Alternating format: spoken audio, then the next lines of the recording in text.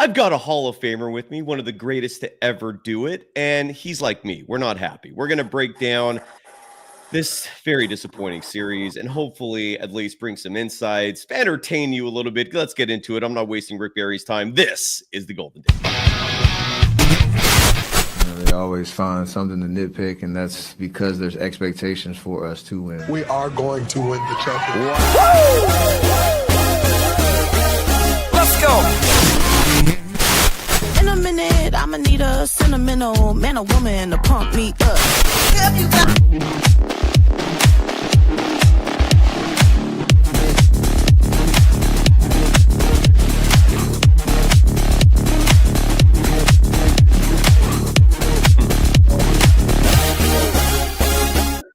Welcome to the Golden Days, the Rick Barry Show edition. You can follow the co-host for today, my dear friend, a man I respect tremendously. I love you, sir. I'm not going to lie. In the most hetero, straight way imaginable. You can follow Rick Barry on all social media platforms at Rick24Barry. Let's get your banner on here, sir. How are you doing this afternoon? I know off the air you were mentioning you got some issues with, you got a Darius Garland type injury, if that's the best way to describe it. Yeah, well, it's no big deal. Nobody wants to hear about it anyway. So let's talk about what's happening with the Warriors. Obviously, we all knew that they were going to be in big trouble when Steph went down. I mean, they're just not the same basketball team. Let's face it. When you have a player of his caliber and he's missing from the rotation, yeah, they got away with sneaking by, getting that first victory up there in Minnesota after they had that long layoff, and then had a little bit of a reality check. But the second game, but then the next game, they should have won that game.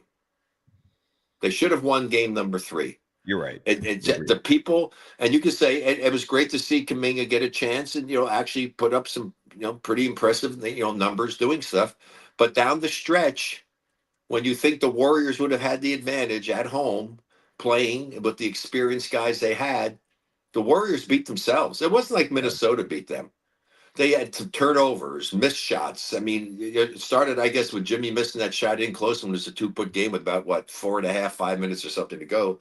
But from that point on, it was just kind of like a disaster. And then they just couldn't get the job done. And enough other people didn't step up in order to be able to help get the job done. So that's the part that hurts you. You only had one other person, Buddy Hield. And, he was 14 points, but you had, 3 guys. Nobody else stepped up.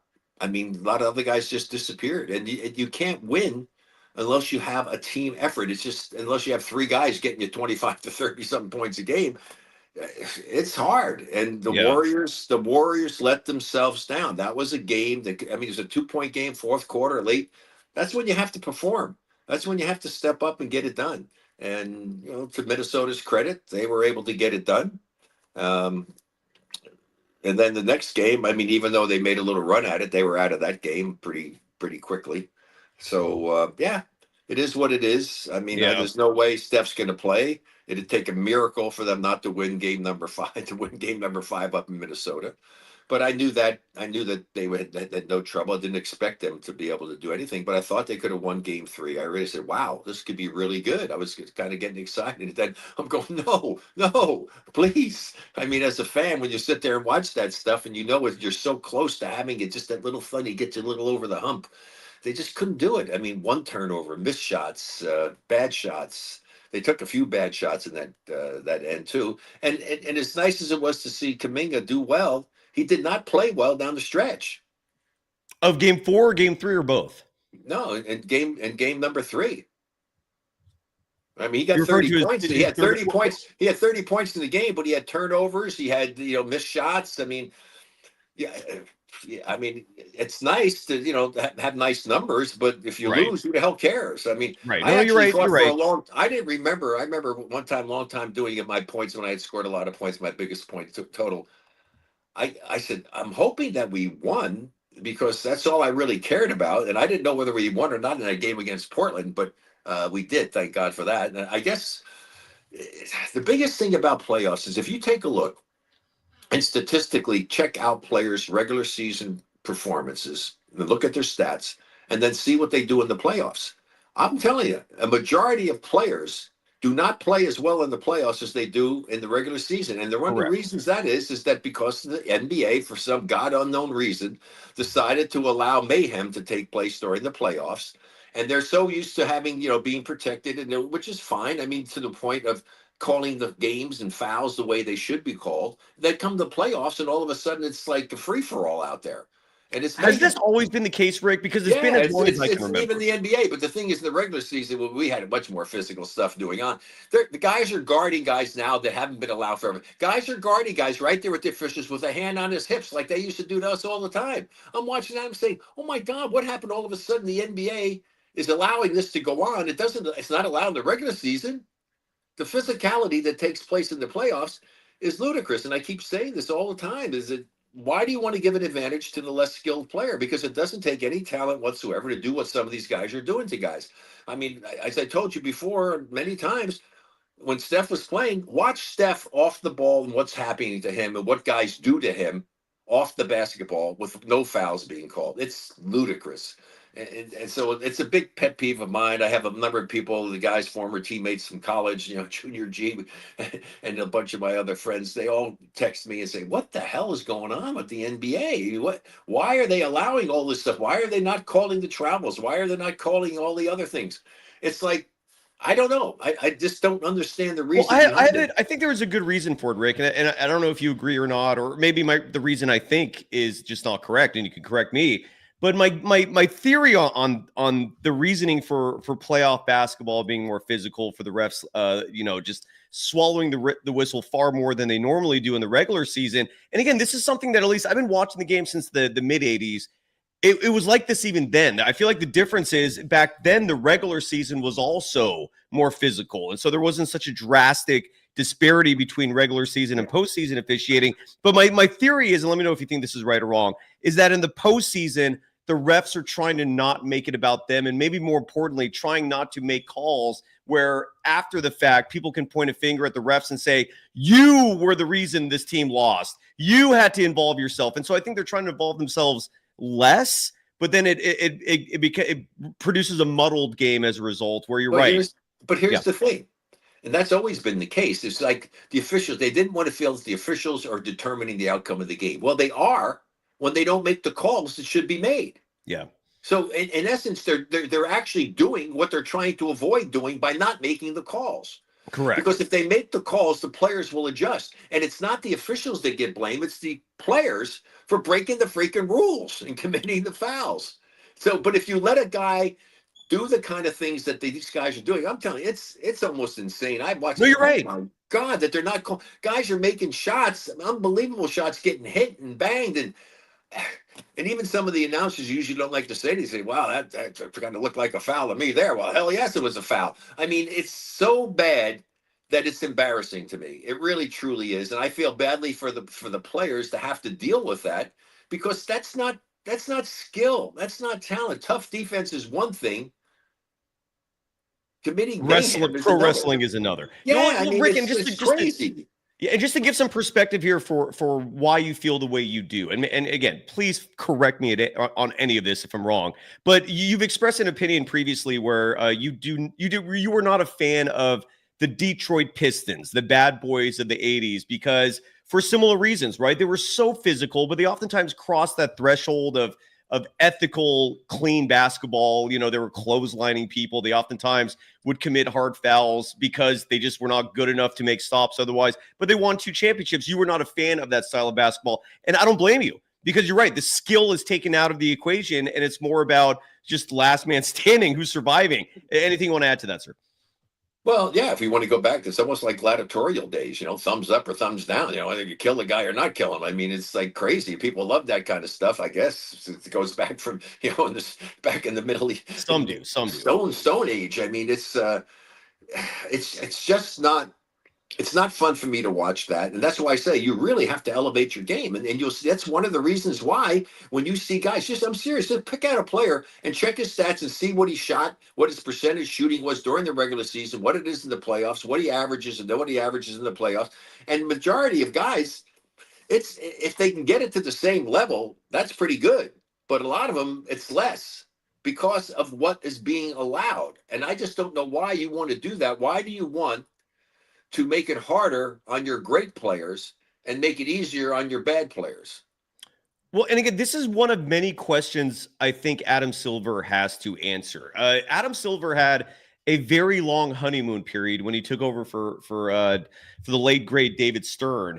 And one of the first actions that he did, it was that nightmarish scenario with the Clippers owner, Donald Sterling, and he had to step in. That was like very early in his tenure. He had to deal with that nightmare. Handled it well, I thought. Other people can have different opinions on that. But lately, there's been a lot of, kind of shoulder shrugs, kind of perplexed looks, kind of quizzical feelings, if you will. And I think officiating is a huge part of that. I don't think anyone is happy with NBA officiating. I personally was not appreciative, Rick. I don't know if you feel the same way, of Draymond Green fouling out in Game 3. And I think 2 of those 6 fouls were on challenges where he wasn't challenged, but the refs happened to spot a foul within that review, and they were like, "Oh, Draymond committed a foul there. We're going to call a foul." I didn't think that they could do that, to be honest with you, because it had nothing to do with the play itself. It's a new rule. The replay that exposed it. But even then, the last one he had there, I didn't think he committed the 6th foul. Agreed. And Julius Randle, the offensive, they challenged the Julius Randle non-call. They called the defensive foul on Draymond Green when Julius Randle clearly extended his arm, pushing Draymond Green away while he simultaneously had position outside of the restricted zone. But they said, nope, challenge unsuccessful. Certain things are very suspect. Another that is suspect, Damien LaRoche, Golden Days, are bringing this up, and we got to give some love to our sponsors in just a second here, I promise, writing that the NBA is rigged. A lot of people are feeling like this Rick, because of the Dallas Mavericks pulling a wildly unpopular trade earlier this season, sending Luka Doncic to the LA Lakers, and then they get the number 1 pick from the draft lottery despite having 1.8% odds of getting it due to the lottery balls and the combinations needed. What are your thoughts on that? People aren't happy right now, Rick. No, there's no way they're going to do something of that I know. nature. You can't afford to do it. It just destroy the credibility of the league. I know, it would be the worst thing that could possibly ever happen. It just so happened. I mean, Dallas was very fortunate in doing that because they gave up a player that has a chance to be great for a long time. But a lot of stuff's coming out. A lot of people I've talked to are all talking about the fact whether or not it was worth it to do it for him, because everybody questions his work ethic. I'm talking about Doncic. I mean, just look at him. I mean, he still has what I call the baby Huey body, okay, which is, no muscles, no muscle tone, no definition. And even the Joker changed some and went and worked out and got rid of some. He looks good right now. He does. You're right. I mean, you're right. So yeah. I mean, and I kept trying to tell people when that happened, I said they're not going to be a better team with Doncic than they are with giving up with what they did. I mean, Davis is a hell of a player, and he's got size. He's the guy who gets you 20-20. I mean, 30-20. He blocked some shots, and just like what he did in the Olympics when he just said, I met him at the Olympics for the first time when I was over with my son in the 3x3, stayed in the same hotel, got a chance to meet him and talk to him. And I just went up and said, I just want to compliment you and congratulate you, introduce myself. I said, the way that you have just committed yourself to being a factor for this team with your rebounding and your defense and playing the way you need to play, that was great on his part. But the Lakers missed having that. They missed having him. No question about it in my mind. And now they get Cooper Flag, and we can talk about that a little more in a few minutes. But we got to give some love to the folks who are funding this operation, and I'm thrilled because one of those folks is with us. Billy, are you ready for me to bring you on for a second here? Because instead of pumping up your Decades via like the ad copy and the banner and all that, why not bring a band member himself on the show? Billy DiBono, you are a band member with Decades. You rock and roll. Later in the show, actually, I'll do this right now as well. You send me some photos, and I'm going to share some of those because you have a rich, illustrious history here in Northern California with Bay Area sports. But tell people about Decades. The website is Decades Official. The band is Decades. Great to finally have you on the show in person. And you and Rick met briefly before we started recording. How are you doing? And tell people all about Decades, your band, and everything about you. Well, thank you so much for having me on here. Again, Rick, it's an honor to meet you. You are part of Basketball Lore. It's a real pleasure. So thank you so much, you guys. Decades has been around since 2010, and we play music from the 50s to today. And so we have played nearly 1,500 shows now. And we were able to become full-time in 2013. And, I think when it comes to playing songs that people are familiar with, it just creates a party, especially when it's done like as a show. I know a lot of people hear cover bands and they think of like bar bands and garage bands perhaps, but I'm telling you, it's what we do. It's a show, it's like one song to the next and you never know what's coming. I mean, you might hear us play, I don't know, Billie Jean by Michael Jackson, and the next song might be Chicken Fried by Zac Brown Band to All My Lovin' by the Beatles, And it's done in a way that is just a very climatic show. We're a 5-piece band. All of us sing. And we're based out of Chico, California. Mainly, most of us met through the Chico State Music Program. And we play all over Northern California. We've played in Humboldt many times. Actually, our singer, Jen, is from Eureka, California. Wow. So, oh, yeah. We love Eureka. Shout out Hippie to Pride, baby. Love it. Oh, yeah. Good stuff. But yeah, no, we've done events for the Blitnikoff Foundation. We are the pregame party band for the San Francisco 49ers for their Red Zone rallies. It's like a separate ticket you buy through levisstadium.com. How did you even get that gig? Like how did you even get discovered to be hired for that event? Because that's awesome. Yeah, no, we did we played for California Great America, like for their summer concert series. And the person who books that event saw us and they just thought we'd be perfect because, we have music for everybody. I mean, literally. So like, we could play music for all ages. And whether it be, like a wedding or a corporate event, we're ready to do anything. And so hence the name Decades. Decades. From all the decades. I was going to say, how did you get your name? But it's pretty easy to figure that out. You don't have to be a genius to figure that one out, which is actually the kind of stuff that I really enjoy. I mean, everybody has their favorite kind of music and you bring back memories from different times. And to be able to go someplace and be able to listen now, a lot of time ago, like even when watching some of the shows with the talent, what The Voice and American Idol and stuff. They said, my wife, I've never heard that song before. Okay, well, we listen to it, see what happens. But it's nice when they sing a song that and you can relate to it. And so I think that's kind of cool to do that, especially in what you're doing, because you have a much broader appeal as opposed to someone who only does one genre. And if you're not a fan of that genre, then who the hell wants to spend money to go and do that unless you're a big fan of that genre? Whereas you can go to an event with your guys. And so what instruments is everybody playing and what do you play? I'm the drummer of the band. Okay. Yeah, we'll go into a little bit more later. But the concept of the band was actually my dad's, who was friends with Charles Johnson. Yes, and I got pictures. Oh no, that's your mom, right? Yeah. So a very, very long story short, the reason why I included this photo with my mom with Willie Nelson is, there's my dad with Charles. My dad and Charles Johnson, actually, Rick, they went to Sequoia High together and were friends. And Charles would come visit my dad up in Chico several times. My dad, he started a nightclub called Cabos from 76 to 85.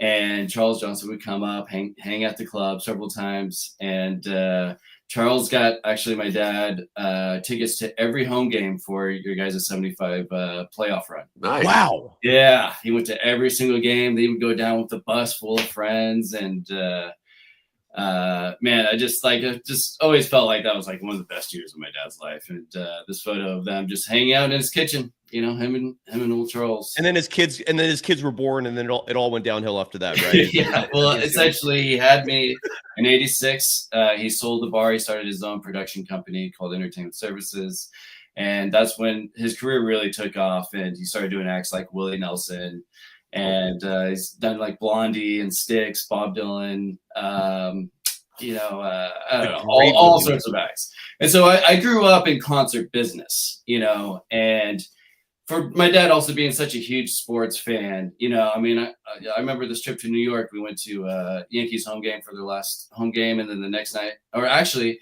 we went to a day game at Yankee Stadium, old Yankee Stadium. Literally across the street, went to Radio City Music Hall to watch the Steve Miller Band, who he was. We went the same year to Yankee Stadium. I did the same trip last year before they moved to the new Yankee Stadium because I had to experience that place at least once since they were tearing it down. Loved the neighborhood, man, in the Bronx. It was the time of my life. Sorry to interrupt you. Yep. That's awesome. No. And yeah, and so, it's like I grew up in a family where entertainment has just been central in the household, whether it be music or whether it be sporting events. I grew up, I played some ball. I played a little basketball. In fact, in 1999 at the Chico State basketball camp when I was 14, I won the Camp Hotshot Champion Award. There only had to been two. Show that again one more time. Let's see that award. I love that you have it on hand. There it is. It's kind of hey, 220 kids, only one winner. So well, you could add me to the list. Have it to this day. I love it. Carry that pride, brother. I love it. Yeah, but no, as far as decades, we've there's us with Mark Davis. Mark Davis was also a customer at my dad's club, Cabos, way back in the day. Wow. And so, anyways, when I was going to Chico State, my dad he called me one day, and he's like, Billy, I get calls about I need a 60s band, I need a 70s band, I need a 90s band. Why can't there just be one band that plays all the decades and calls themselves Decades? And I just happened to know the right people through the music program at Chico State. I told them the idea, and they were just so like-minded about it. And I honestly, I can't believe our success. Every day feels like a dream to be able to do this for a living. And if you decide to hire us for your event, I promise you we'll make you heroes. And again, people can email Kyle@atomicmusicgroup.com. Again, Kyle@atomicmusicgroup.com, or check out decadesofficial.com. That's the website. Decades Official is also the handle for your social media accounts. If people want to follow you there. And Billy, we're going to bring you back on the show in a little bit when Rick says goodbye. But any final thoughts for now before we hit timeout? No, right. Obviously we'll go into more NBA analysis, but definitely I'm bummed with you guys. And I'm glad you guys are talking about the league as a form of entertainment. I have some words to say about that a little later, so a little to be continued there.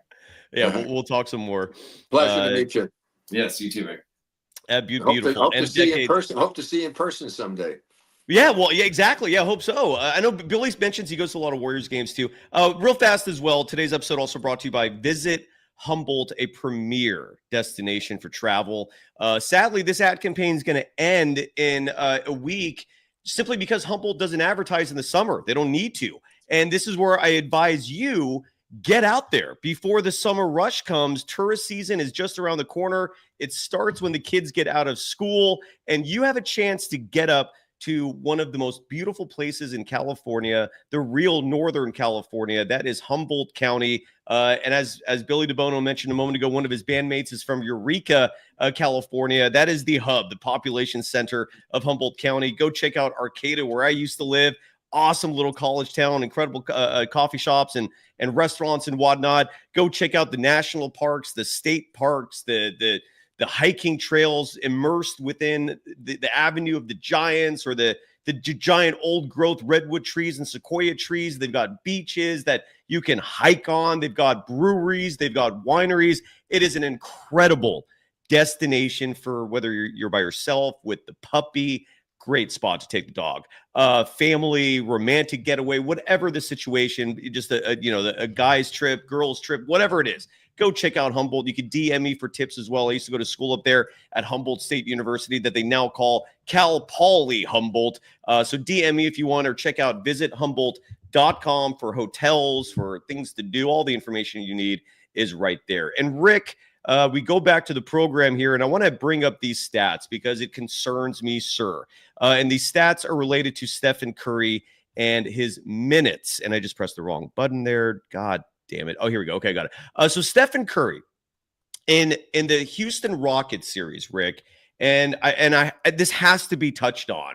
I don't feel like I haven't harped on this enough, and I've been waiting partly because I want to get your thoughts here, Rick. Stephen Curry in that Rockets series that went 7 games. And I'm going to bring up Jimmy Butler's minutes as well, because something tells me Jimmy Butler is taxed out there. Something tells me that gluteus injury is still bothering him. He's admitted as such just a couple days ago.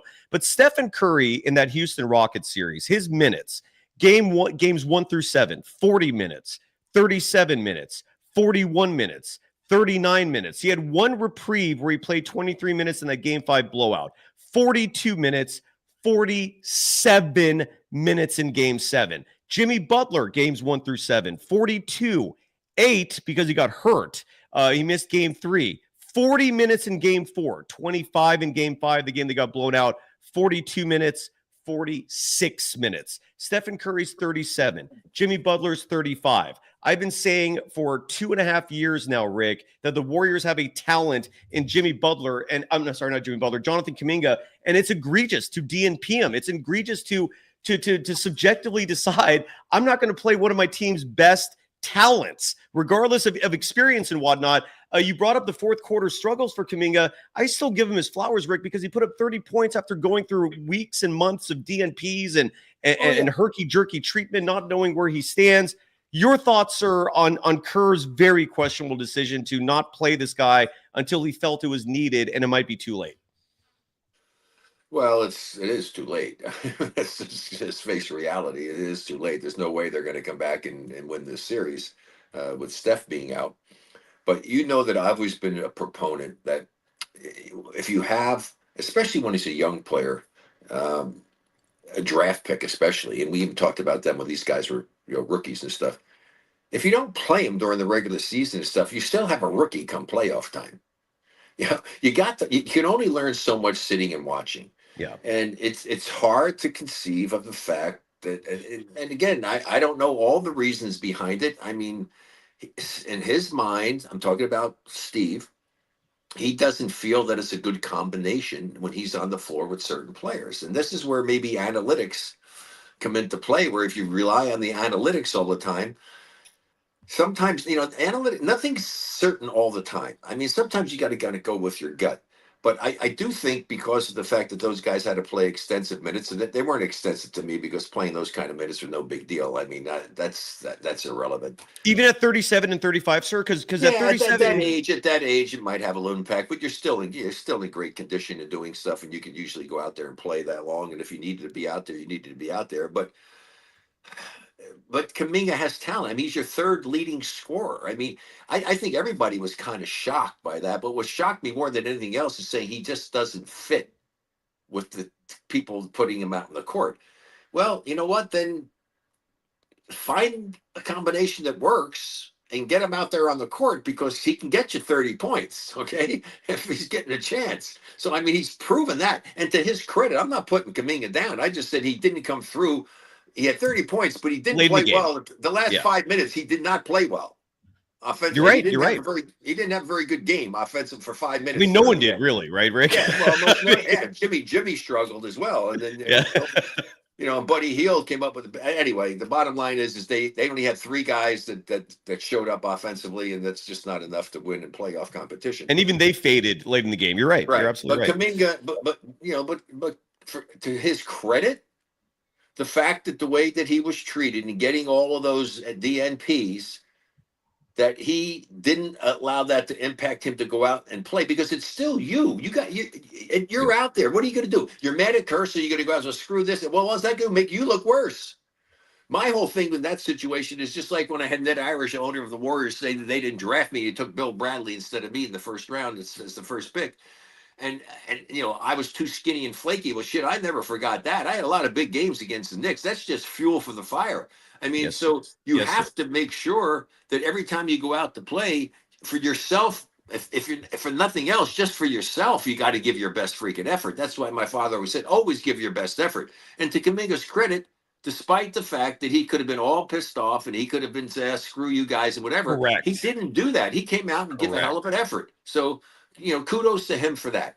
But it was an unfortunate situation. It's going to be interesting to see what happens for next season, what they're going to do with him. Oh, yeah. I mean, wow. I mean, and that's where they could get something. They could certainly get something for him. If Steve's going to stay on and continue to coach and not retire and do stuff, and you're going to keep Jimmy Butler, and you still have, Steph hopefully going to stay healthy, and Draymond or what have you, I don't see how Kuminga works with him. Unless Kerr just has an about face and decides, okay, fine, you're now a part of this, and I'm going to give you 35 minutes a night, right? Under the circumstances that existed, the way we had seen this and everything, is that's not going to work. Yeah, you're right. You're absolutely right. And look, this is the good news for if you're a Warriors fan, it's going to be a hell of an interesting offseason, and we're not going anywhere. It's just a whole new level of coverage around the corner because this offseason is going to be damn interesting. Rick, a player that did face some scrutiny, and I know you're going to have to go here in just a second, so I'll end on this note, sir. A player that has been underperforming, and we haven't mentioned his name, and I don't know if it's deserving because he's literally the youngest player on this team. I don't know if he should be playing as much as he's playing. I don't know if he is even ready for this type of role, but Brandon Podziemski is getting heavy minutes. And last night, for example, he played, I'm looking at the box score right now, 33 minutes and a second, 0 of 4 shooting from deep. His three-point shooting has basically vanished. He can't make anything. I remember just one three-pointer made this series. I think he's made 3 three-pointers this entire series. One of those was Jimmy Butler literally setting up an entire offensive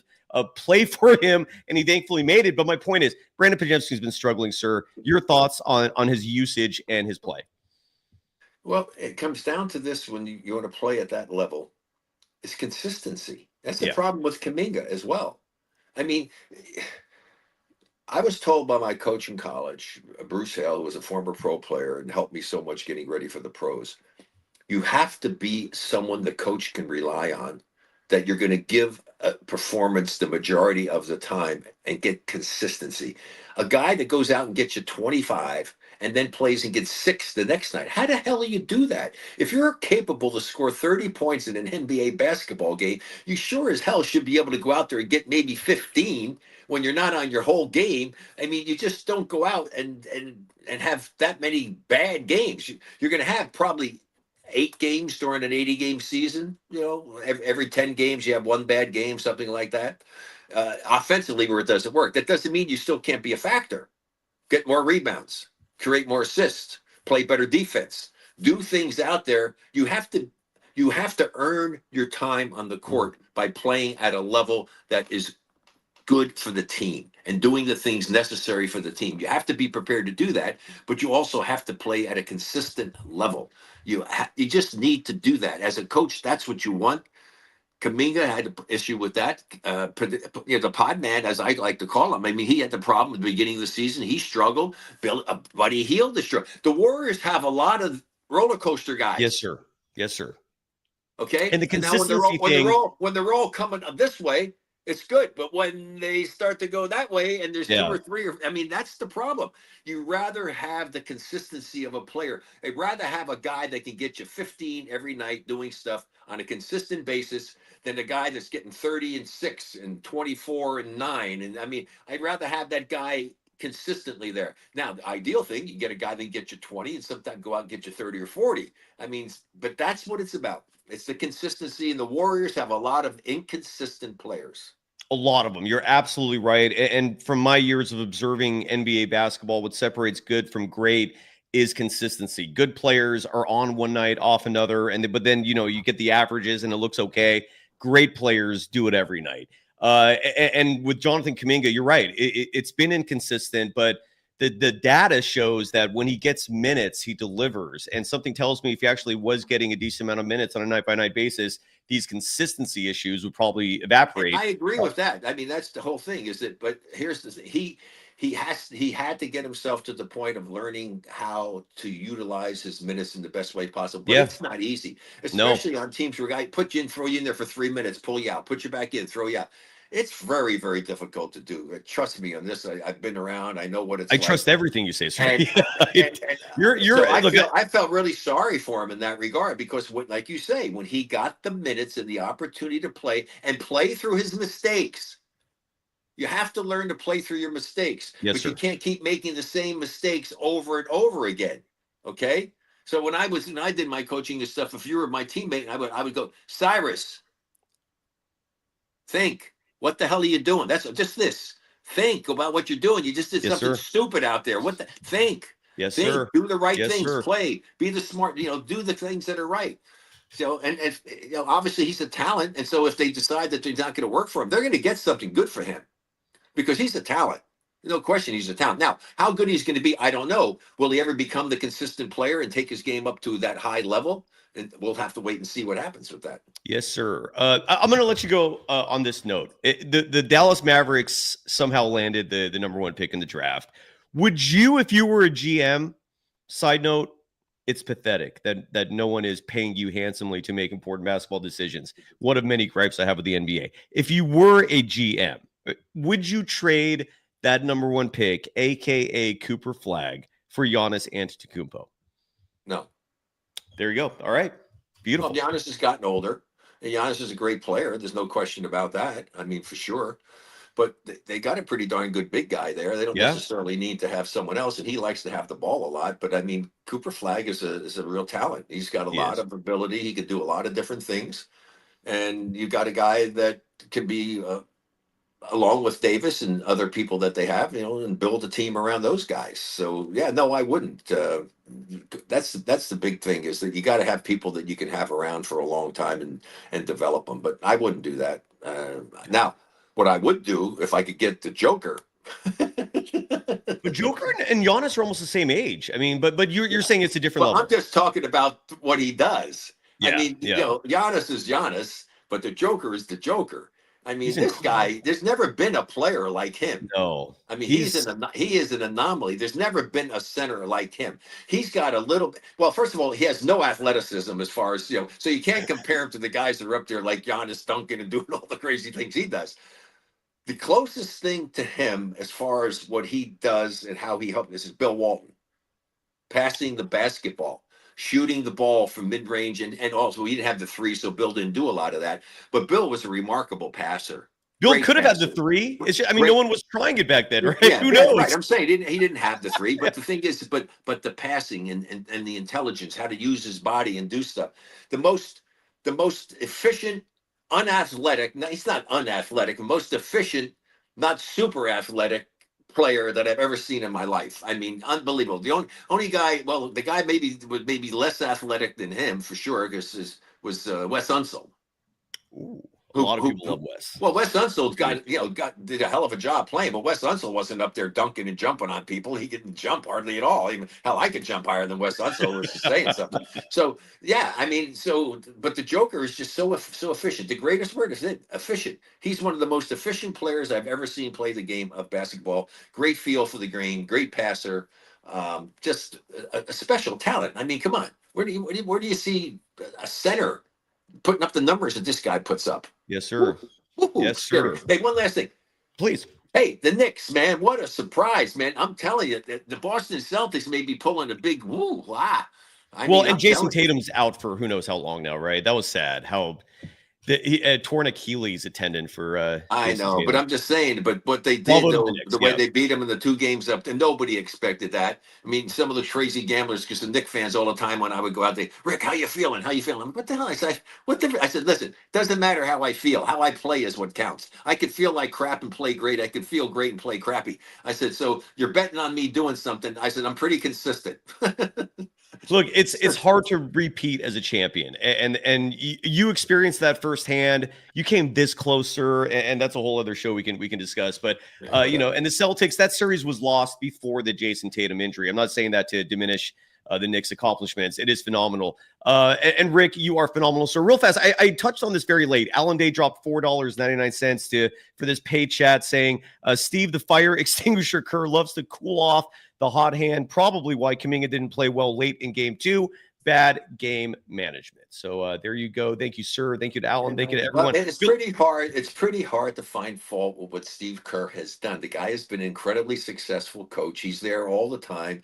He's made a lot of great moves. There's very few times that I have seen. The only one that stands out to me with Steve and over the years of doing stuff. I mean, certainly the Kuminga's one you can talk about, but if Steph was healthy and everything, it wouldn't even be a factor necessarily at this point.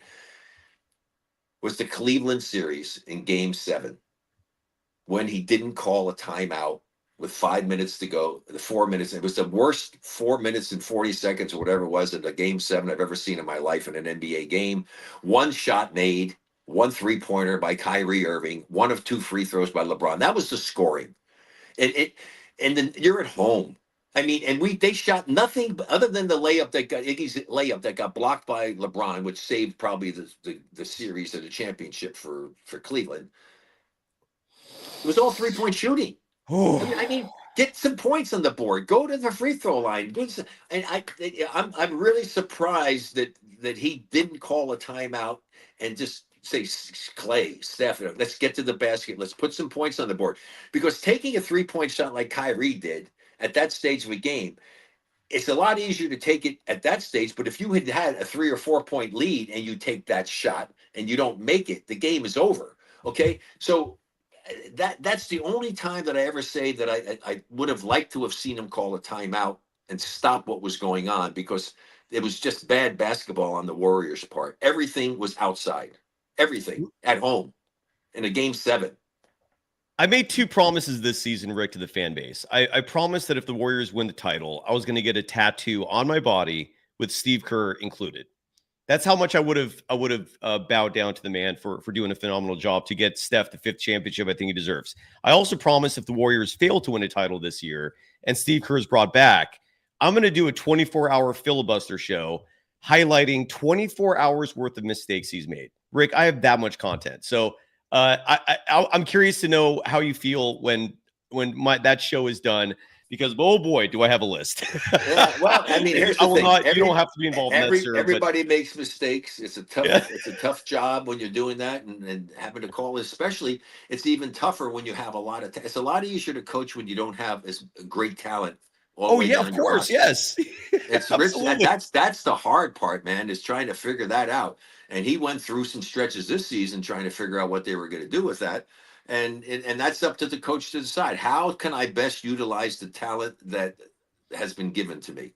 Yeah. And that's the job of a coach, to try to figure out to utilize it in the best way possible. And number 1, getting the team to commit to being a good team, defensive team. You have to make the commitment to be a good defensive team if you want to win a championship. Your odds are so much greater there, because very few teams who are not decent defenders have ever won a championship in the NBA. We went through another time in the show that we did. I remember you looked some of that stuff up. Very few teams were not in the top 10 in defense. Oh yeah, to win the championship. Very few. Absolutely, sir. And Rick, all right, well, listen, it's always a pleasure. Congratulations to all these other teams playing as hard as they're playing. It's been some really good series, but I've never, ever, ever in my whole life as a fan, as a player, as a broadcaster, as a fan again, seen the disparity in games as far as great, unbelievable, close games, and then blowouts like that have happened with Miami and what happened to them at home. Oh my God. And then the most amazing statistic I think we talked about is Indiana 2-0 in games when they were trailing by 6 points, and a minute and a half left, they were 2-0. In the last 20 years, I think it's 1 of 382 games somebody won in that situation. You want to talk about craziness? Wow. I've never seen opposite ends of the spectrum so many incredibly games that people won they had no business winning, do you think? And then getting blown out like they were getting blown out. It's crazy. It's been a crazy playoff. Incredible. And it's still going. It's so wildly entertaining. This is my favorite time of year, no doubt. Rick, you got a few ventures we always love to promote here before you go. Medicilleaf, correct? Yeah. It's all RB24. Small RB24 is the code on all of these things. Medicilleaf, MEDICILEAF. It's a cannabinoid company. Great products. I highly recommend the Platinum Pro Salve. It's amazing. 550 milligrams of incredible formulation of cannabinoids that you don't have THC, but great for inflammation. Just give it a shot. And then AloeMD.com, ALOEMD.com, and that's the Ultra Repair X. But hey, if you want to get something present for your wife, whatever, they got some amazing other aloe products, and that code works for anything on that site as well. And then of course my buddies, Roy and Darren down in the Peninsula area in San Jose with the Ghost sleeves. I never played pickleball without them. Kinesio tape built into them. Just an absolutely great product. The runners are going nuts over it, and that's GoSleeves.com. RB24 is the code. But the sleeves are great. I'm actually in the process of trying to help them raise some extra money. They got some new products they want to come out with that are absolutely fabulous. So I'm hoping I can pull that off. But yeah, amazing stuff. So I wish everybody the best, and we'll talk to you. Absolutely. You are a legend, sir, for damn good reason. Does Canyon get married? Did that No, wedding he's happen? engaged. He got engaged over Christmas, and they're not. The plan for the wedding. It's not until June of 2026. Oh, okay, good. Okay, so there's some time there. All right, good stuff. Are you going back to Colorado soon? Correct? Is that? Yeah, is going that? back to Colorado in June, and then just gonna. It looks like possibly now there's a possibility that they cut the roster in the Big Three down to 8 teams. So I'm not coaching this year, but I think there may be an opportunity I may get to do some broadcasting for the Big Three. So Oh, which would okay, be, which would okay. be fun. Wait, what Which happened? would So be they fun. cut the rosters? Well, they cut the teams back from 12 to 8 because they sold off some ownership for some of the teams. I think 4 of the 8 teams, I believe, now are have owners, and so they've changed a little bit of that around. And All right. they're having their combine and draft coming up, I think, this week. And so I'm going to The see ball what's hogs happening. are RIP. What's that? Ball hogs No, RIP. actually, the Ball Hogs are still in existence, and Gary Payton, I think, is going to be the coach at the Ball Gotcha, Hogs. gotcha. Okay, They're going so to they be based out of, consolidated. but they're going to be based out of Boston. Oh wow. Okay. Well, Yeah. I'm glad you're still involved. And if they do hire you to broadcast, that's fantastic. So good news there. I hope you're not too bummed about the no longer coaching. No, listen, here's the thing. Everything in life happens for a reason. I'm not a person that sits around and feels sorry for himself. If something happens, it was meant to happen. If it makes you sad, cry, get over it and move on and just accept what it is. Even though once that happened, I knew I wasn't going to be coaching. There could be more, but I already had a couple of really great things that I'm going to do during the summer that I wouldn't have been able to do had I been coaching, and so forth. And so I got those, and now they've reached out to me about the possibility of coaching. So I wait and see how many weekends I'll be committed. And if not, I'll be free to go do some other things. But that's just the way I'm the eternal optimist. That's why people, hey, give your number out. Yeah, sure. Give my number. Shit. I mean, you never know. That next call may be the great call for one of the great deals ever. So that's kind of the way I do it. And the story I always tell people, Rick, about you, and we'll end on this. Rick, you call all of your friends on their birthdays, and that's such a subtle yet thoughtful gesture that goes so far with so many people. I'll never forget. On my 40th birthday, you called me in Chicago. I'm like, what? Hey, like it was just, it's just very altruistic and generous, and you're a good dude, sir. Yes, Thank you, Rick. Be very careful because you're going to ruin my reputation. Hey, Rick, who are some of your favorite artists? I had the good. I've met so many great artists. Over the years. Seriously. Boz Scaggs. I always enjoyed Boz. I saw Boz when he was my son's at Charleston. He came in and performed. I thought my son, who learned how to self-tune to guitar and all. Yeah, sure. I said, come on. So he got to meet Boz backstage, and he wanted to go back to class. He stayed, watched the whole concert. Boz was unbelievable. He had a lady that was doing riffs according to what he was doing with the guitar. Boz could still sing. He's pretty amazing. Huey Lewis. They used to come watch us play. Huey Lewis in the news. Yeah. As far as the guys coming to watch us play, but I've met so many other great entertainers over the years, and I love greatness in anything. If somebody's great at what they do, I have such unbelievable respect and admiration for them because they were somebody who took a God-given gift and they didn't squander it, and they took it and they perfected it and they studied it and they got good at it, and that's one of the reasons you can see. I bet you don't have a job, do you? No. Why? You play music. You love what you're doing. I tell all these kids, if you get nothing else, find a passion that you have, a love for something. Learn as much about it as you can. Put the foundation that you can build on. You'll never feel like you work for a living. I said, I get up. I told the kids, I got up. I got to go play basketball. Someone paid me. Now they forgot 3 zeros on my contract. somebody actually paid me to do what I love to do. And so if you want to enjoy life, don't want to be somebody who gets up in the morning, I got to go to work today. No, I get to go play basketball. You go, I get to go play music. Come on. This is what life should be about. And this is the goal that you should have for yourself. So Rick, I share that 1,000% similar sentiments as you, and it takes so much hard work to achieve that greatness, which is why when they it doesn't. No, it doesn't. You don't think so? No. It's not hard work. Well, isn't that a part of it though? Isn't that a part of it though? No, it's not hard work because you love what you're doing. Oh, well, yeah, I get that. Yeah, maybe work's the wrong word then. Hard work is having to get up to go work in a job that you hate. You're right. It takes a commitment. It takes a serious commitment to the craft. Is that a better way of putting it? Yes, it takes finding your passion and applying all of the effort you can to get to be as good as you can be and never, ever be satisfied. I was the greatest free throw shooter in pro basketball. I changed my technique. That's why I had so much respect for Tiger Woods, greatest golf. He changed his swing. Why? To get better. You always strive to get better. I'm sure that you never tried to get better, right? When you're playing the drums, obviously you're not satisfied. Aren't you always trying to maybe do something different and get better at what you're doing? Rick, I'm satisfied with golden days. I'm done improving. I'm done. I'm just gonna from now on. You can always improve, and it's a great thing when you're able to do that and have challenges. Just like me, I made a challenge for myself playing pickleball last year to go out and try to win triple crowns and test myself, and I did that. But I made a commitment to do it. Buddy Rich, in my opinion, the best drummer of all time, Buddy Rich said, "You never become the master of anything."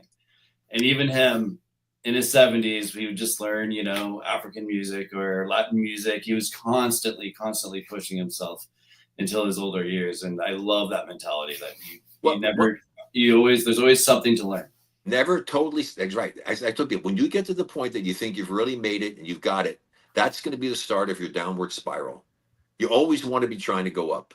Yep. And same thing when you get older and stuff, you get up, you're going. Then all of a sudden, age-wise, you're not going to get better athletically necessarily because of your age. But if you understand the game and you have a great foundation of the game, you can maintain this. You can stay up at a high level for a relatively long period of time. And you may not get, but you might get a little better, like at the free throws or something. But athletically, I'm not going to get better. I mean, you get to a certain age, that's an impossibility. Absolutely. But you want to maintain that consistency and a high level of performance. And Rick, before you go, it's official. Stephen Curry is out for Game 5. We all knew that was already the situation, but it's now official. Yeah, he's listed on the injury report as out. So I feel so badly for him. I mean, just the same thing with Jimmer Fredette, my son at the Olympics. He spent the whole year traveling the world to get qualified for the Olympics. They get qualified. They get there, and he gets hurt in the second game. I mean, oh God. I mean, it's Steph. This stage of his career, a chance to go for another title, and they're finally getting their act together after the craziness they went through this season, and really, I mean, if he had stayed healthy, who knows what they would have been able to pull off here? I think they would have won a championship. I mean, look, I do think Kuminga would have had to have been implemented there at some point, but I was confident. I really was. It's an absolute shame. You're 100% right, Rick. Is there any hope? I'm about to look up the odds here, Rick, in terms of what the chances are that the Warriors can somehow pull off a team with a 3-1 record wins like some 90% of the time, some crazy number. It's a crazy number. Yeah. What odds do you give it? Like, do the Warriors have any hope? No. I love it. Not without Steph. Yeah, I hear you. No, if they could have won Game 3, yes, possibly. That hurts. That game was a game for them to have won. They just didn't. The last 5 minutes of that fourth quarter, they did not play at the level necessary to win. It wasn't that Minnesota played so spectacularly. Right. The Warriors just played poorly. Oh, it's heartbreaking. Yeah. Well, Rick, you're not heartbreaking. You are awesome, sir. People can follow you on all social media platforms at Rick24Berry. Rick, enjoy the rest of your week, sir. Always a pleasure having you join us on a weekly basis for the Rick Barry Show. Anything else you'd like to promote before Billy and I check out and go see Billy in Decades, because I'm sure it's a great show. Thank you. Yes, sir. Yes, sir. Thank you, Rick. Thank you so much, sir. That is the Hall of Famer, one of the NBA's top 50 players. I say top 15. I really do. If you think that's a stretch, do your research, because once you gather more information on the older school days of the NBA, you may come to the realization Rick was that good. Billy, well, again, you have just learning more about you, Billy. I feel like you have this incredibly rich history in Northern California. I imagine you grew up surrounded by some legends, given the stories you're telling about your dad and your mom. Where does Rick Barry fit in all the lore of sports history from your perspective? Well, yeah, I mean, that was the team that my dad became obsessed with, the Warriors, from there on out. We used to, my dad and I, way back in the 90s, before there was Comcast Sportsnet, we'd have to listen to the Warriors on the radio. I mean, we would literally plan to listen to the games on the radio. This was Billy King, right? Yes, sir. And, those were fun memories I had with my dad. But my dad he would always bring up Rick Barry and his friendship with Charles and that whole team. And, man, I just God, could you imagine being able to, Charles hooked him up with tickets every single game for the entire playoff run, for them to win the championship, going down on a bus with your friends. And what a time. So, yeah, it was an honor to meet Rick. He's the man. Traveling Orchida, he is the man. Yeah, absolutely right. It's and again, him and I worked together. I was his executive producer, I think back in like 2002. And I was so pissed because this was the first time I learned that if you do too good of a job, sometimes it could bite you in the ass. They promoted me to being the morning show executive producer. I hated that decision, and it came with more money, but the hours were brutal. And most importantly, I went from working with Rick Barry, who I loved, to producing a morning show that was more like a zoo. It's still a good time. I still had fun. And Chris Townsend is a lifelong friend of mine, and that came out of that experience. But Rick Barry is a legend, dude. Now, what hasn't been legendary lately, Billy, are the Golden State Warriors. In recent performances, Rick said there's no chance in hell that the Warriors are going to win in Game 5. Excuse me, choking up here. I looked at the odds for the Warriors in terms of like this series. I'm trying to find the actual playoff odds in terms of whether or not the bookies are even giving the Warriors any shot. And I'm actually having a hard time finding those odds. I do know the Warriors are 11-point underdogs in Game 5. And MyBookie is a place where you can place that bet. Use the promo code MM50, M as in Mary 50, to get a 50% welcome bonus on your deposit. Put $100 down, they'll give you 50. Put down 1,000, they'll give you 500. That's how it works. Bet anywhere, anytime with MyBookie. Do the Warriors have a shot in Game 5, Billy? I mean, I don't think so. If Rick's saying no, it's, who am I to disagree with? I that, know. He is human, though. He is human. But yeah, I hear what you're saying. I think if there's a chance, I mean, they have to do something pretty drastically different. I wish the starting lineup I wish to see is GP2, Buddy Hield, Butler, Kuminga, Draymond. See, great minds think alike, because this is the lineup I presented last night. The graphic was made. That's how you know I'm not faking this. Oh my God. Here's the thing, Billy. This lineup was presented in the second quarter of last night's game.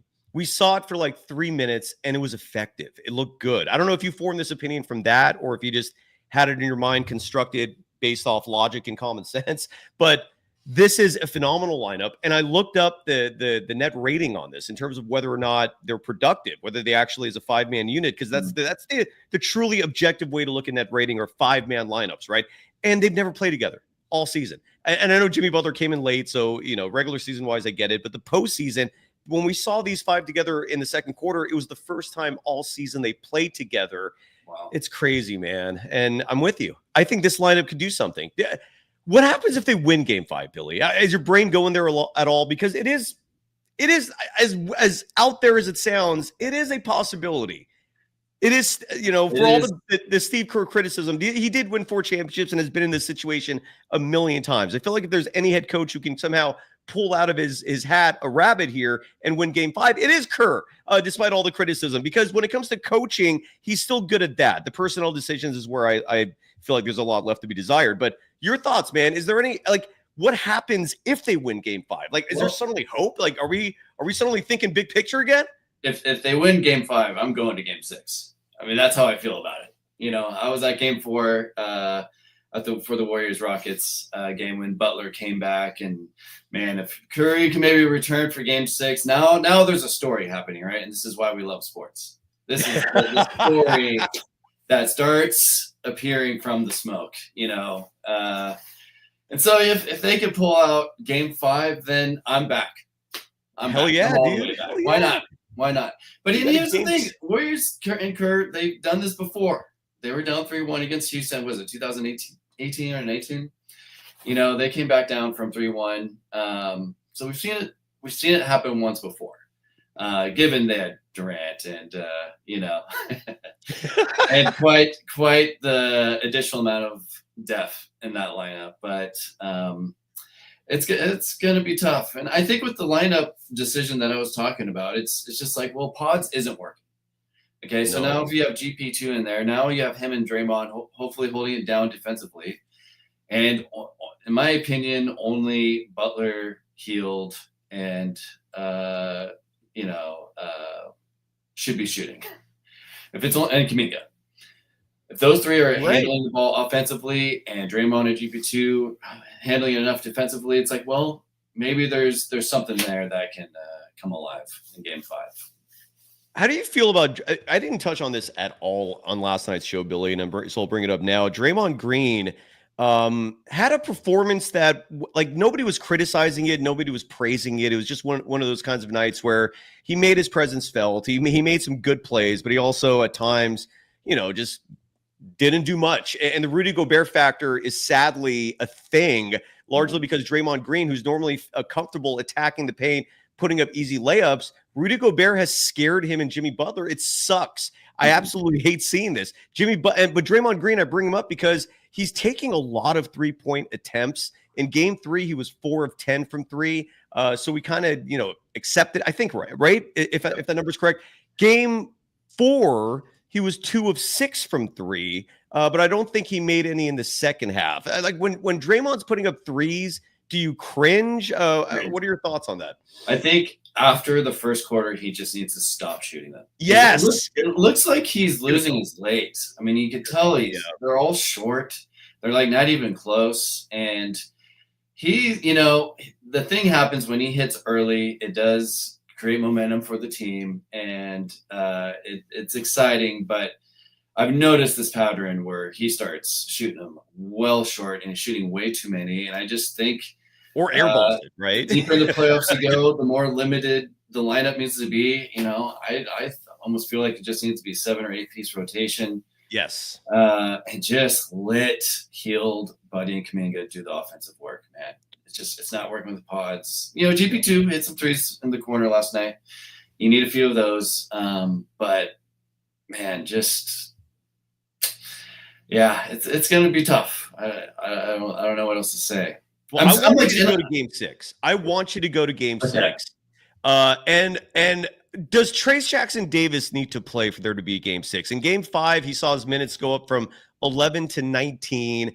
The box score, I don't think he's going to reflect his contributions, largely because his value comes from battling in the inside against, whether it's Rudy Gobert, whether it's Julius Randle, who's turning into a Hall of Famer in this series. Trayce Jackson-Davis, your thoughts? Yeah, I think he provides fresh legs and just fresh look. I'm sure they don't have much of a report on him. He's been aggressive, but he hasn't. Again, as far as efficiency, it's just been más o menos. Yeah. I think if you keep throwing him different looks between Draymond and TJD, maybe Looney, keep that just circle going. Pat Spencer, I mean, he looked so good in Game 1, looked awful in Game 2. We never saw him again.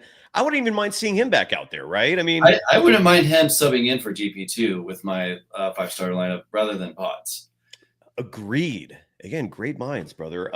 Billy, anything else you feel like we should touch on here in terms of, like, what have I missed in this series? One something I wanted to pick your mind about, because I'm not a NBA coach. But you go to the games all the time, man. I go to games. I've been following this team. I watch every single Curry game. And by the way, Anchor Mishka in the chat is saying if the Warriors win Game 5, he's going to get a Steve Kerr as a GOAT coach tattoo. Let's go. I'm saying I'll do it for a championship. He's saying for Game 5. Anchor, I'm going to hold you to that. All right. So that's now out there in reality. Go ahead, Billy. I'm sorry to interrupt you. No, like Rick, something that I wanted to maybe contribute to was just NBA from a entertainment perspective, because at the end of the day, it's a league that provides entertainment. And what Rick was talking about earlier was just kind of the ridiculousness of how much more play, how much loose play is in the playoffs compared to the regular season. And to me, that affects the entertainment product because it's just so vastly different. And something that I think is also that is a bad mix with that kind of loose play is this ridiculous NBA scheduling of every other day. To me, in my opinion, something that my dear friend Joe TR and I have discussed for years is like, this should be the point of the season that the NBA is showing off the best players that have remained in the league. And what has happened year after year after year is just these crazy injuries to superstars. I just think there should be a minimum of 3 days rest before a new series starts. And then you could do every other day for the homestand. And then when they travel, give an extra day of rest. I like that. And if you do that so that's just an extra 3 days per series, times 4 for 4 series. That's an extra 12 days. So instead of the finals ending, I think Game 7 would be June 19th. It's June 30th, maybe July 1st. Like, it's not that big of a deal. Like, instead, we're getting ripped off of it could be even a better entertainment product of Curry maybe staying healthy with that extra day's rest. I'm not a hamstring expert, but still, you see it across the league. Tatum, Garland, Mitchell. It's like, and this happens year after year, and I just think it's just this kind of falls on Silver, in my opinion. And I think Silver. He's got like there's quite a few things, and I feel like that's a whole other episode. There's gonna be a lot to talk about this summer, Billy. That's the best way to put it. And Adam Silver has a lot on his plate. I'm still disappointed. I don't know if you care or not, but I do, because I feel like I want the NBA to grow. I want the NBA to capitalize on its insane popularity. I also wanted to take actions that will make the game better, like you said, right? The extra rest for players to prevent injuries. Also, why the hell have we not seen expansion yet? Like these teams are so stacked right now. I'm like the NBA's never had this much talent ever, and it should be at 32, if not 34 teams. And the fact that they continually hold off on giving Seattle the team that they stole from them 20 years ago, the fact that they hold off on giving Vegas the franchise that they're more than deserving of, is because the other teams don't want to see their percentage of the revenue shares drop even a tiny bit. This is how like the super wealthy work, right? They like when they see a certain amount of money coming in, the last thing they ever want to see is that number go down. And they're fighting back against expansion. That's a whole other show we can talk about. But yeah, Adam Silver has a lot on his plate, man. And I hope he does some things about this. The officiating to me is still egregious. I like, who's happy? There's no one on this. Yeah, sorry. And he's afraid to comment on the officiating. He goes back to the referees union. It's like they have blackmail him on something. It's honestly strange. He just always refers to them and there's we discussed it, but he never actually reveals disappointment or suggests there's going to be changes. It's super frustrating. It is, yeah. Well, Billy, anything else? I asked Rick. I'll ask you. Who are some of your favorite artists? Good question, brother. I'm not the only type of music I don't. There are two types of music I'm just kind of like, whatever. Sure. One is like the really deep R&B type stuff where like they're getting into the vocals and they're like crying their soul out. And I just I'm not saying the music sucks. It's just not my cup of tea. And then like the new country, like the poppy country. No, like no interest in that. Old school country, like they call that outlaw country, I think. Yeah. Sign me up, man. I'm a huge fan of the old school stuff. Everything else I love. Tom Petty's my all-time favorite artist. Nice. I imagine you get requests. We rock American Girl. Oh, what American Girl is like a very cliche, like it's so popular. That's like the bottom of my list. Is that the only song you get for Petty? We've also done Running Down a Dream. I love that. But Tom Petty, we could always add more Petty, man. We could always add more Petty. Dude, he's my fave. But Pink Floyd, the Grateful Dead, the Beatles, all that old school stuff I'm a huge fan of. Outlaw country ranging from Willie Nelson. That picture, I saw Willie play the Fillmore about 15 years ago. Memorable night, brother. The hot box sesh was unreal. So Willie, I wish I was old enough to have understood the greatness of Johnny Cash before he sadly passed away. My musical tastes are over. I also grew up listening to NWA. So, it's all over the place, brother. But I think my saves. Yeah, we do like This Is How We Do It by Montel Jordan, and the tons of 90s mixed in with all those artists that you said too. You just kind of have to see the show. If Warriors come out of this, if they win the championship, we'll play a party for you for free, my man. You hear that? Well, let's right here on record. If the Warriors win the championship, let's do this. We'll figure out a venue where like everyone can benefit and have fun. We'll figure that out. Okay. We'll figure that out, right? Okay, but I will hold you to it, but it won't be like you just going out and your bandmates going out of your way. Like we'll make it a fun and worthwhile event for everyone involved. But I will hold you to that. That would be incredible. But they got to win Game 5, man. But they got to win Game 5. Yeah. And I'd be lying if I said it felt good about it, but crazier things have happened, right? I mean, it's why we play the game. Exactly. I think the last thing I'll say is Please. I believe the NFL schedule comes out tomorrow. So when you see that 49ers home schedule, just know that Decades is going to be there for every home game for the Red Zone Rally. I mean, we'll see. There might be a few conflicting dates with scheduling or routing, but yeah, we should be there for large majority of them. So yeah. A lot of my ad copy, Billy, when I pump you guys up, and I hope I'm doing a good job doing that. And obviously, correct me at any point or add anything to it. But one thing I love hyping up is the fact that you and your band Decades, and people can follow you at Decades Official on social media. Go to decadesofficial.com for more information. Or to contact you. Kyle at atomicmusicgroup.com is the email address for your manager. I love the fact that you went to Montana and played a set at Eddie D's. Describe that experience, because Eddie D, to me, I grew up watching that man build a dynasty from nothing. And it's forever. I forever will revere him for that. I will forever judge his sister for stealing the team away from him and not giving it back like a good sister should have. He was a riverboat gambler. Forgive the man. Give him the team back. I'm just a pipe dream. I get it. But I love Eddie D. What was that experience like, brother? Take it away. It was incredible. Yeah, every 4th of July. I don't think he did it last year, but he does this 2-day party for 4th of July, and it's just like a full-on like carnival, like fair thing that he brings in, rides, carousel, and he invites like all his friends and family and their kids. And it's really like just it's impossible to describe. You kind of have to see it, but it was in Kalispell, Montana, and that's where Phil Jackson lives. Or is yeah, beautiful area. And so he hired us to play the after fireworks party. So he had it's a full tent, like huge sound system. This is like his backyard. I mean, it was totally insane. And he had Boys to Men play. He had Dee Snider arrived from Twisted Sister. He came out and did like 15, 20 minutes. He just did like all the hits. He had Joey of NSYNC come out as the main artist. And it was just this like all-star hour-and-a-half set of just like all these 90s hits, that I know his daughters were huge fans of. And so they played, and then he had the fireworks show, and then we were like the after party band. And we played for like another 90 minutes. And yeah, we rocked it. He loved it. He was super nice. He was wearing a purple suit.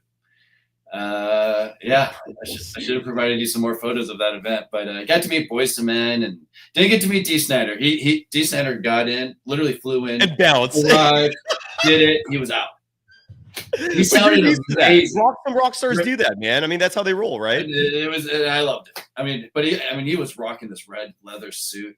I mean, just tight as can be. I mean, he looked amazing. I couldn't believe it. But phenomenal. Yeah, that was a trip, man. So I got to meet Eddie D himself, and yeah, we'll be. And he's a class act, right? I've never heard a single bad thing about him.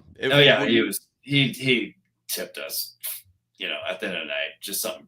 It was pretty ridiculous. We're like, oh man, thank you so much. I mean, he really is super generous. Do you feel Joe Lacob should get more reverence for the fact that he's overseen 4 championships and the fact that he constantly wants to at least win? He gets a lot of criticism, man, and I feel some of that is unwarranted. I could be mistaken on that. Maybe I'm out of touch. What are your thoughts on Lacob, brother? Like, how do you feel about him? I'm sign me up for. I'm Team Lacob. Yes, me too. I am. And I know he's gotten hell for when he's been on the high of his life saying we're light years ahead, and I know. It's like, whatever. Exactly. Imagine owning an NBA team and making the move. You have Durant. You've won 2 championships over the last 3 years. Actually, 3 championships in the last 4 years. Yeah, you have a dynasty. Talk your shit. I agree. I really don't. There's always going to be haters when it comes to success, and that's just life, man. And truth is, I think Eddie D at the time had his haters as well, because there were a lot of people. Joe Lacob's facing this similar situation where there were a lot of NBA owners very envious of his success. And the NFL experienced something similar. Like, they got tired of Eddie D and all his winning. Like, when that riverboat gambling thing happened, he wasn't getting a lot of support. Like, it's not like people were coming to his defense saying, no, he needs to keep the team. Like, it's sad how winning will oftentimes elicit this human nature reaction of F you, man. I want the championships, right? Instead of like respecting and being happy for someone achieving greatness. And you see the same thing with Joe Lacob.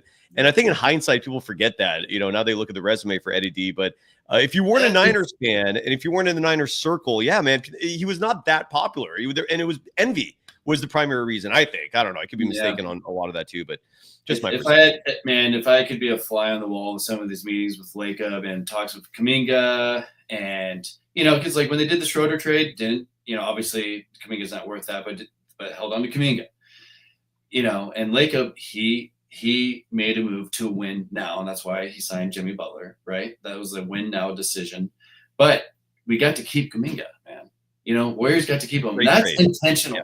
That wasn't by accident.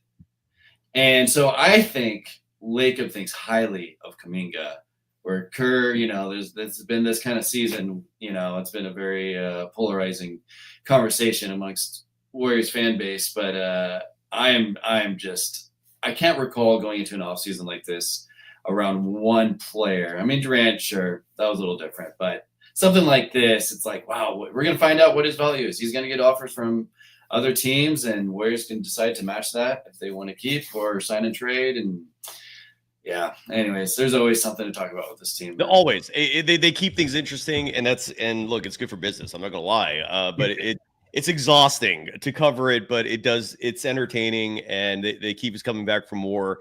I'm with Joe, man. I think he's actually a solid, if not spectacular owner, and I'm grateful, dude. No one's perfect, and yeah, there's a little arrogance there with the light year stuff, but who cares? No, we get to cheer for a franchise for an owner who wants to win. He doesn't treat it like a business. It's not like cheering for the A's. So yeah, exactly. We'll take it. It comes with the territory. Is your is your dad still involved with everything you do with Decades? No, so he passed away in 2021. It's sorry, okay. I apologize. Forgive me for that. I'm sorry. No. He had a great goodbye and just an incredible life, man. And but he was managing us and booking all of our dates from 2010 till 2021, and he would have died knowing I'd talk to Rick. He would just be like, "Get the fuck out of here." He would. Well, I was going to ask what I brought that up because I was curious what he thought about the Warriors now. I'm so sorry, brother. Forgive me for. It's okay. It was a good goodbye, man. It was okay. But look, man, his legacy is with you, right? I mean, like you guys, Decades is partly, at least, his creation, if I have your story correct. Yes.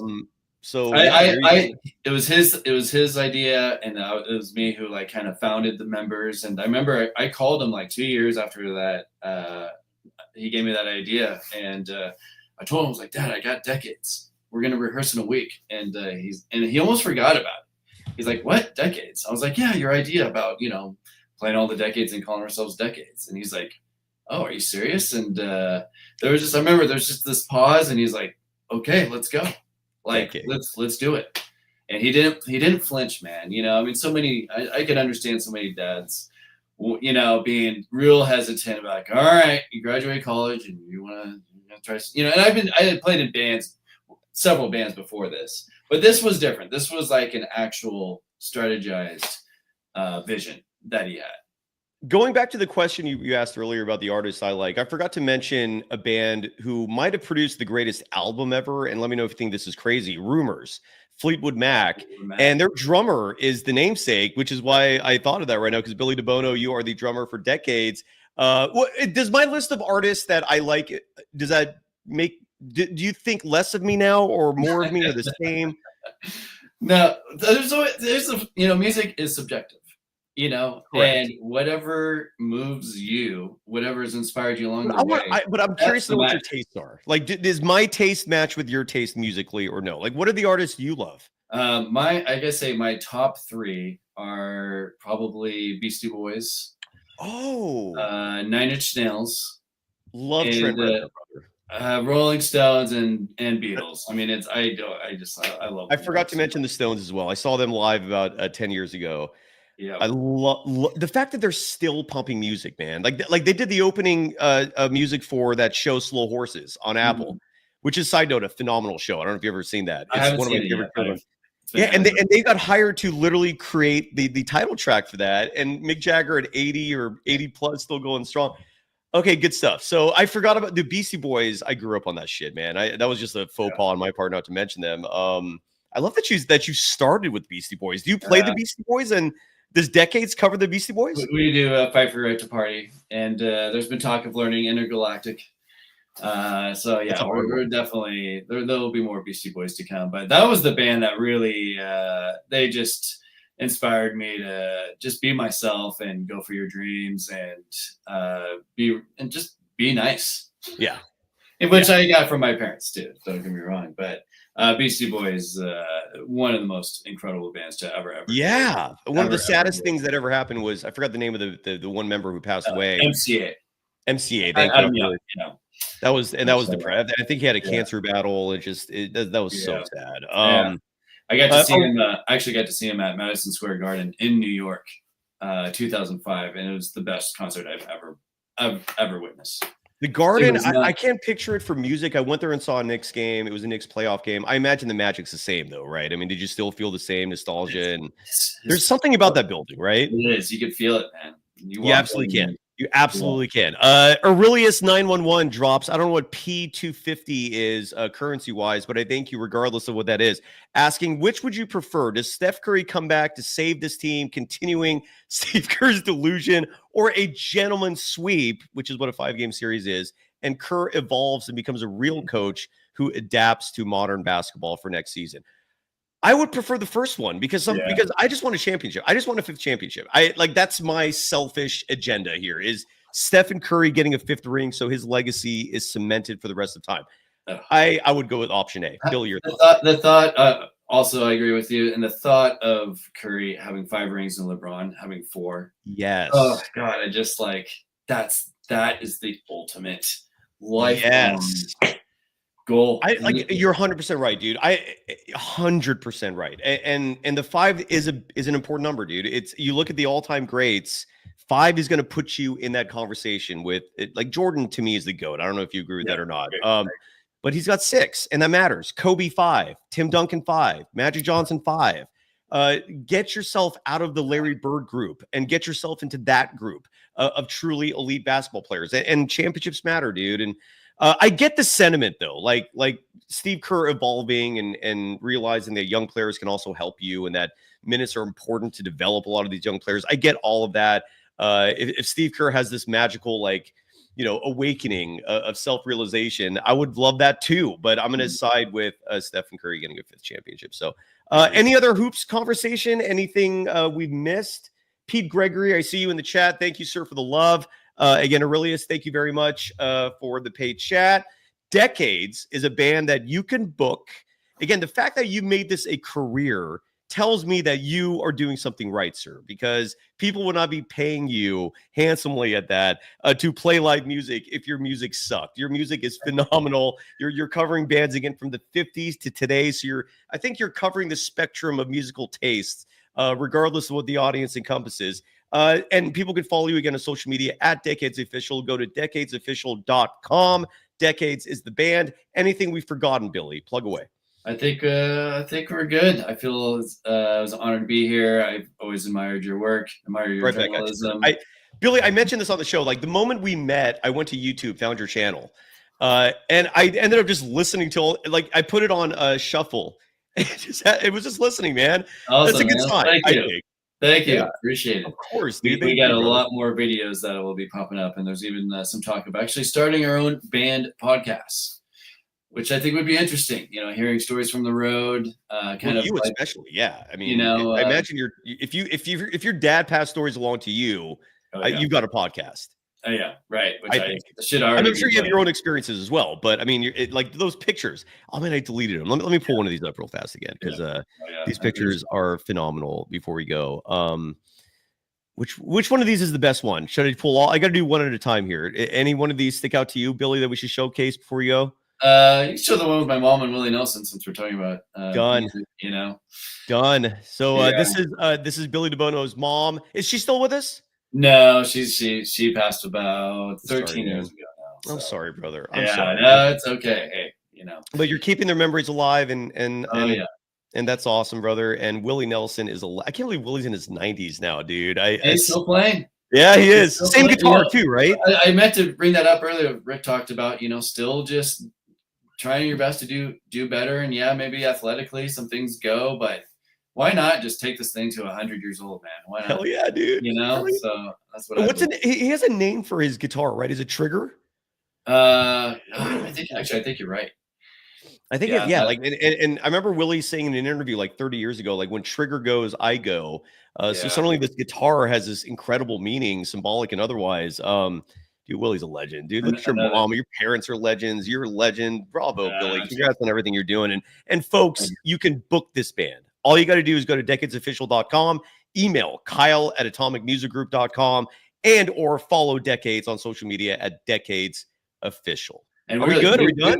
We play all across the country. So wherever you're listening, we fly. We're our audience is all over the place. That's great. Yeah. No, we're doing. We're actually playing. We're headlining Ragbri. Am I saying that right? I might not be saying that right, but it's a cycling race in Iowa. How dare you mispronounce that? Yeah, Ragbri, and we're playing there July 22nd. We got some dates in Laguna Beach down south, but we'll keep you updated if we got some like actual public dates in San Francisco, and we'll keep you in the know, my friend. Sounds good, sir. Billy DiBono, thank you. Decades is the name of the band. Rick Barry joined us just a moment ago. Thank you to him. Thank you to our audience. We'll be back at this tomorrow night. It is Game 5, do or die. It's either going to be a very somber show or we might be pumped up. You never know. Either way, hopefully we'll bring you information and entertainment. That's the recipe for success in the media game. Billy, thank you, sir. Again, are we done? Are we good? Is there anything else we need to talk about? Did I miss anything? I'm good unless you got some comments to address or anything, but I'm good. I think we're good. Billy, thank you, sir. Decades Official. I'm sorry. Decadesofficial.com is the website. At Decades Official is the handle. Decades is the name of the band. Book them and have the time of your life at your event. Thank you to everybody. See you tomorrow night. Bye.